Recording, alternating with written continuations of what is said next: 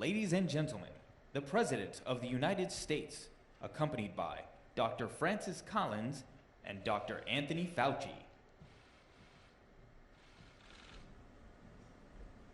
Good afternoon, folks. Had a little discussion with my friends behind me, Dr. Collins and Dr. Fauci, about whether or not I should take my mask off. And the truth is, although we're more than 10 feet away, I think it's important that I not. It's critically important, the message. I realize I'm speaking to a vast majority, at least I hope I am, of the folks out here at NIH. You know that wearing this mask through the next year here can save lives, a significant number of lives. And so I apologize if you don't hear me as clearly as maybe you should. I'd like to start off by thanking Dr. Collins and Dr. Fauci for hosting me today. I spent a lot of time working with Dr. Collins on the Cancer Institute matters, and I said he's the first person I called to ask if he'd stay, but then I was reminded I called Dr. Fauci before I got elected to say, would you stay if I can? So thank you both for staying. Our nation is fortunate to have both of you in these critical roles. And that goes for the world-class doctors, scientists, researchers here at NIH.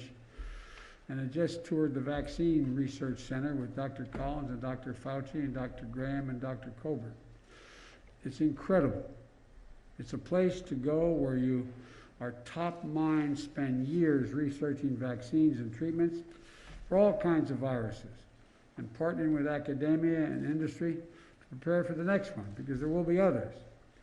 HIV, influenza, SARS, MERS, West Nile, Zika, Ebola, and today, COVID-19.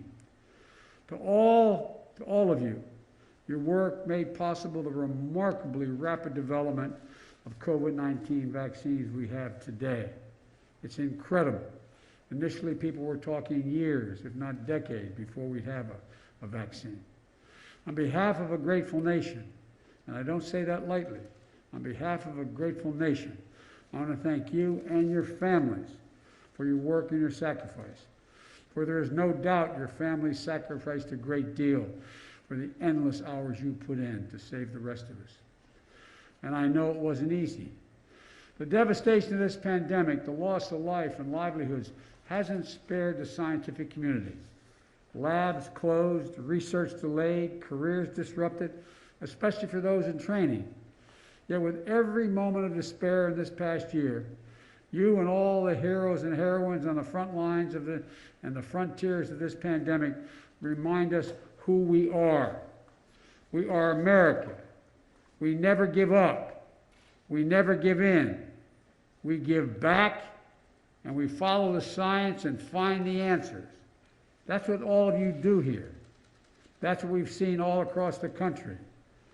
The scientific community repurposed labs to work on COVID-19, develop therapeutics, new diagnostic technologies, and vaccines in record time.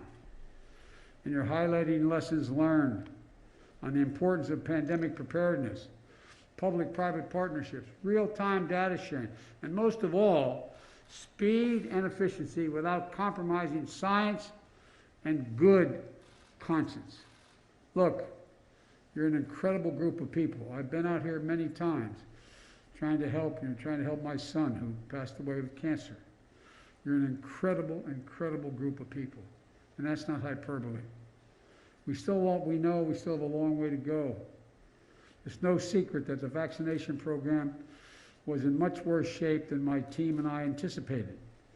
We were under the impression and been told that we had a lot more resources than we did when we came into office.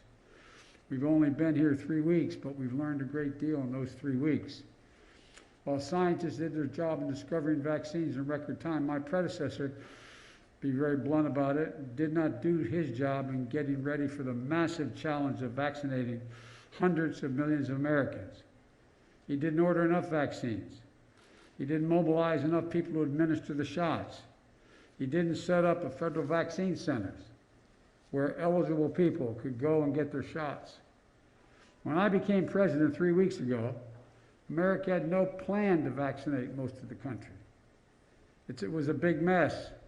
It's going to take time to fix, to be blunt with you. I promised when I did my inaugural address that I'll always be straight with you, give it to you straight from the shoulder. I will not walk away when we make a mistake. I'll acknowledge it and tell you the truth. We started on day one. We won't have everything fixed for a while, but we're going to fix it. First, the vaccine. I know people want confidence that it's safe. Well, listen to Dr. Fauci. I did. I got my shots. My wife Jill did. Kamala did. And her husband Doug did. So, Dr. Fauci and Dr. Collins got it also. It's safe. And we need more people to get vaccinated to beat this pandemic. That's why in the first 3 weeks that I've been in office, we've increased the supply of weekly vaccine shipments to the states by almost 30%. That means millions more Americans will get vaccinated in February than the previous administration was on track to do. But that's just the start. We bought more vaccines. 2 weeks ago, I directed Jeff Zients, who's here with me, my COVID-19 response coordinator, to work with the Department of Health and Human Services to purchase more vaccines. Just this afternoon, we signed the final contracts for 100 million more Moderna and 100 million more Pfizer vaccines. We're also able to move up the delivery dates with an additional 200 million vaccines to the end of July, faster than we expected. And in further good news, both companies agreed, and we're now contractually obligated to expedite delivery of 100 million doses that were promised by the end of June to deliver them by the end of May. That's a month faster. That means lives will be saved. That means we're now on track to have enough supply for 300 million Americans by the end of July. It may not sound like the urgent progress we need, but let's be clear. When I took office just 3 weeks ago, this country did not have a plan or enough vaccines or people to vaccinate Americans. All Americans, anytime, at any point in 2021. Within 3 weeks, round-the-clock work with so many people standing behind me and in front of me, we've now purchased enough vaccine supply to vaccinate all Americans. And now we're working to get those vaccines into the arms of millions of people. In just 3 weeks, you deployed over 1,000 federal staff to vaccination sites around the country. We're helping give shots and set up and speed up vaccination operations. To date, we've also provided $3 billion to 37 states and territories and tribes to bolster existing vaccination centers and create more of the centers where we administer the vaccine. For example, 3 days ago, Vice President Harris and we had a virtual tour of a federally supported vaccine center in a parking lot of the Arizona Cardinals Stadium in Glendale, Arizona. It's open 24/7. Folks who are eligible can call by phone or sign up online for an appointment. They literally drive in, stay in their cars, get a shot, get a car, and schedule the next shot. On average, it's about 30 minutes from start to finish. In just 3 weeks, the site has administered 160,000 doses, now averaging 8,000 vaccinations through day and night. Look, it's coordination between state and federal government and the private sector partnership is essential. One of the nurses coordinating the effort in Arizona said the work was like administering, and I love this phrase, Doc, she said, like administering a dose of hope. Like administering a dose of hope. Let me say that, a dose of hope. We're going to get those doses of hope out at new and large-scale vaccination centers that were set up by the federal government. During the Super Bowl, we got a call from the NFL. The commissioner of football, Goodell, said we could have access to all 30 of the NFL stadiums for mass vaccination sites. We just announced we've worked with the governors to set up these new federally run sites in California, New York, Texas, with many more to come. We're going to target communities that have been the hardest hit, and will be staffed by our military, the Federal Emergency Management Association, FEMA, same people who respond to hurricanes and storms and the like, and other federal experts at the Department of Health and Human Services and the Department of Agriculture to get vaccinators to make sure it gets in people's arms. When I got to office, there was no federal plan, none, to ship vaccines directly to local pharmacies. So folks who are allowed to get a vaccination under the state rules as the allocation of who gets in line are allowed to get one, can schedule an appointment now and get COVID-19 vaccine shots like they would a flu shot from their pharmacy. It will start today, that program. And for folks who can't get to a pharmacy, we're deploying mobile units and sending vaccines to community health centers, federally run community health centers, to take care of the poorest of the poor that reach the hardest hit and the most underserved areas in the country: Black, Latino, Native American, and rural communities. This is an important piece to ensure racial equity remains at the center of our COVID-19 response, which is something I know Dr. Collins and Dr. Fauci are focused on as well. Another point of progress is we're deploying more vaccinators. We're now allowing retired doctors and nurses to come back and administer shots. We're deploying federal vaccinators, and over the last 3 weeks, we put hundreds of new vaccinators in the field and are lining up thousands more. These include medical personnel from our Commissioned Corps at the Department of Health and Human Services, as well as personnel from FEMA, the Defense Department, and more departments to come. All told, we are on track to surpass the goal I set on day one. When I was sworn in, just before I was sworn in, I indicated that my hope was to administer 100 million shots in the first 100 days of our term. I believe we'll not only reach that, but we'll break that. But like I said before, that's just the floor. That's just the floor. Our end goal is beating COVID-19, which brings us to the challenge that remains. We remain in the teeth of this pandemic. January of 2021 was the deadliest month we've had. We lost over 100,000 of our fellow citizens. We're on track to cross 500,000 dead Americans this next month.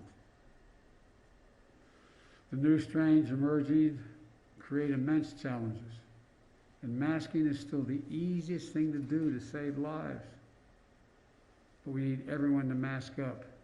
And by the way, I know it's a pain in the neck, but it's a patriotic responsibility. We're in the middle of a war with this virus. It's a patriotic responsibility. Not only if you care about your family, you care about your fellow Americans. You realize more people have died in the last 12 months than died in all 4 years in World War II? All 4 years. That's why I asked what the full extent of my authority as President of the United States could be. I signed an executive order that required masking on all federal property, on modes of travel like planes, trains, and buses across interstate commerce. And I've been calling on governors, Republican and Democrat, mayors, Republican and Democrat, and local officials to institute mask mandates within their jurisdictions. We need everyone to do their part for themselves, for their loved ones, and yes, for their country. Mask up, America. Mask up. And to really get ahead of this pandemic instead of chasing it, we need Congress to pass my American Rescue Plan. I'm grateful that the Senate and the House are moving quickly, and my hope is that we'll get Republicans as well as Democrats to support us. But we can't wait. People are dying every minute from this pandemic, and we're suffering profound economic crisis. that the pandemic has created. Every major economist in the country, left, right, and center, says we can't go big enough here. That if we want to get our economy back in shape, we've got to move quickly. How many of you out there don't have enough food to eat? How many of you out there are worried whether you can pay next month's rent or pay your mortgage? How many of you out there have a child at home because the school's not open? You have to make the difficult choice of staying home with your child or going to work if you have a job. This is not who we are. The United States of America, we take care of our own. And job number one of the American Rescue Plan is fighting the pandemic. It puts $160 billion into our national COVID strategy, which includes more money for testing and tracing, manufacturing and distribution, and setting up vaccination sites. Everything that's needed to get vaccines into people's arms. The American Rescue Plan also includes $4 billion to build new manufacturing plants. So we are ready to manufacture vaccines we don't have to wait. You know, there's simply nothing more important than getting the resources we need to vaccinate people in this country as quickly as possible. As quickly as possible. We're not going to get our economy back in shape and millions of people back to work until we beat this virus. As I said, everyone from Moody's on Wall Street to the whole range of other think tanks indicates that if we do this plan, we'll get to full employment within 2 years. We'll be in a situation where we actually grow the economy, creating millions of jobs immediately, and put us in a position where we are going to have the GDP grow at a higher rate than if we don't do this. We're in a national emergency. I want to close with this. We're in a national emergency. And this will be one of the most difficult operational challenges we have ever undertaken as a nation. It's going to take time. We're going to face setbacks along the way. And I promise you when we do, I'll just own up to it and say what they are. But we have to stay vigilant. We have to stay focused. And for God's sakes, we have to remember who we are. We are the United States of America. We can do this. We have the resources. We just have to choose to use them. We have to do what all of you do here at NIH and across the scientific community. Keep the faith with purpose, vision, and with every dose of hope we have. Folks, remember, like I said, this is America. We have never, never, never failed. We've decided to stand together and act together. That's who we are. That's not chauvinism, that's just a fact. We've never failed when we stood together. If there's ever a time we need to stand together, it's now. May God bless you all. And may God bless everyone here at NIH, all the doctors, scientists, and researchers fighting this pandemic and saving lives. And may God protect our troops. Thank you very, very much.